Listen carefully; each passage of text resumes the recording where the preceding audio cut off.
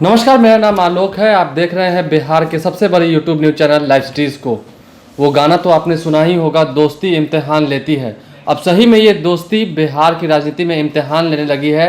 हम बात कर रहे हैं जनता दल यूनाइटेड और भारतीय जनता पार्टी के बीच में जो गठबंधन है। इस वक्त चुनाव की तैयारियां कर रही हैं दोनों पार्टियां, लेकिन इस पर ही चुटकी ले ली है एलजेडी के एक वरीय नेता उदय नारायण चौधरी ने। उन्होंने साफ साफ ये कहा है कि जल्द बता दें कि जदयू का भाजपा के अंदर विलय कब हो रहा है। और भी क्या कुछ कहा है, जरा सुनिएगा। पूछना चाहते हैं कि जेडीयू का बीजेपी में विलय कब होने जा रहा है,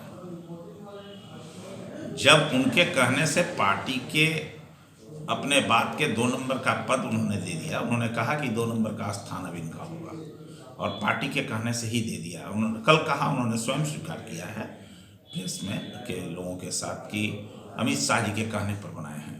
तो इसका मतलब यह है कि अब जल्दी ही इसका माने कि बीजेपी में विलय होने वाला है जेडीयू का। जो कुछ हो रहा है उसी की नीतियों पर हो रहा है, उन्हीं के नीतियों पर हो रहा है। जो धार्मिक उन्माद पैदा किया जा रहा है उन्हीं के, चूंकि बजरंग दल उनका आनुषंगिक संगठन है। अभी उसका नाम भी आ गया बुलंदशहर में। इंस्पेक्टर मारा गया, उसकी खोजबीन कम हो रही है। जो बड़े मवेशी के जानवर का थोड़ा कहीं टुकड़ा मिला, उसके तरफ ज्यादा लोग मुखातिब हैं। आपने सुना किस तरह से उदय नारायण चौधरी ने चुटकी ली है। प्रशांत किशोर का भी जिक्र किया है। उसके तुरंत बाद ही भाजपा से पलटवार निकल के आ गया है इसी मुद्दे को लेकर के। साफ साफ बीजेपी के प्रखर प्रवक्ता प्रेमरंजन पटेल ने यह कह दिया है कि जिस पद पर उदय नारायण चौधरी बैठे हुए थे, पूर्व में वो विधानसभा अध्यक्ष थे, 10 सालों तक उन्होंने विधानसभा अध्यक्ष का पद संभाला है, उस पद को उन्होंने कलंकित किया है यदि वो इस बात को कहते हैं तो।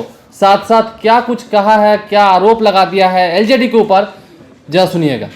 सर, एलजेडी के उदय नारायण चौधरी जी का बयान आया है कि बीजेपी में जेडीयू का बहुत जल्दी विलय हो जाए, क्या कहेंगे इसमें? देखिए, दोनों पार्टियां लंबे अरसे से साथ मिलकर के काम कर रही है। वो 1996 से समता पार्टी के रूप में जेडीयू काम करती थी। उस समय भारतीय जनता पार्टी के गठबंधन थे। हम साथ मिलकर करके 1 दर्जन चुनाव लड़े हैं, लोकसभा और विधानसभा के। दोनों की अपने अपने काम करने के नीतियां हैं, तौर तरीके हैं, काम करते हैं। साथ मिलकर के जब काम कर रहे हैं, दोनों का दिल मिला हुआ है, तो इसमें विलय की क्या जरूरत है। और जो उदय नारायण चौधरी जो सवाल कर रहे हैं कि कब विलय होगा, तो उनसे पूछिए कि 10 वर्षों तक वह बिहार विधानसभा के अध्यक्ष के रूप में रहे। वो भारतीय जनता पार्टी और जदयू दोनों के सहयोग से रहे हैं।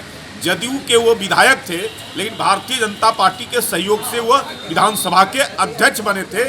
इसलिए उनको ये तय करें कि जब साथ थे तो आप कैसी कैसी बातें करते थे, आज किनके साथ किनके पल्ले चले गए हैं, जो आपने लगातार 10 वर्षों तक विधानसभा अध्यक्ष के रूप में लालू यादव के खिलाफ लगातार जो बोलने वाली ताकतें थी, आवाजें थी जो विधानसभा के अंदर में, उसको आपने मौका देने का काम किया।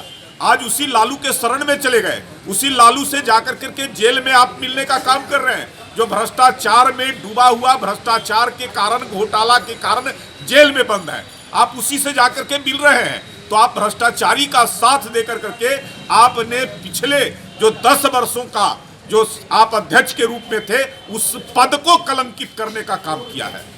ठीक, आपने सुना, जो व्यक्ति कभी लालू प्रसाद यादव को खरी खरी सुनाया करते थे, वही आज उनके शरण में जाकर के दंडवत प्रणाम कर रहे हैं। अब इस बात पर क्या जवाब और पलटवार फिर से निकल के आएगा उदय नारायण चौधरी की तरफ से, क्योंकि मुद्दा पकड़ लिया है बीजेपी ने। क्योंकि पहले भी वह विधानसभा अध्यक्ष के पद पर रहे हैं और आपको याद होगा एक बार जब राजद पार्टी में टूट हुई थी, उस वक्त कहीं ना कहीं उदय नारायण चौधरी को इसका मुख्य वजह बताया जा रहा था। अब वही उदय नारायण चौधरी हैं जो लालू प्रसाद यादव के महागठबंधन के दल में शामिल हो गए हैं और आने वाले चुनाव में वह अपनी किस्मत आजमा सकते हैं, ऐसी भी खबरें निकल के आ रही हैं। लेकिन यह वार पलटवार का जो दौर है, जो सिलसिला है, वो अब थम नहीं रहा है। आने वाले दिनों में इस पर कौन नेता पलटवार करेंगे, कौन से सियासी दल इस पर सियासत करेंगे, उस सियासत से भी लाइव स्ट्रीज आपको जरूर रूबरू कराएगा। हमारे चैनल को सब्सक्राइब करें, बेल आइकन भी दबाएं। इसके अलावा फेसबुक पेज भी लाइक करें ताकि हर छोटी बड़ी खबरों के साथ हम आपको रूबरू करा सकें। धन्यवाद।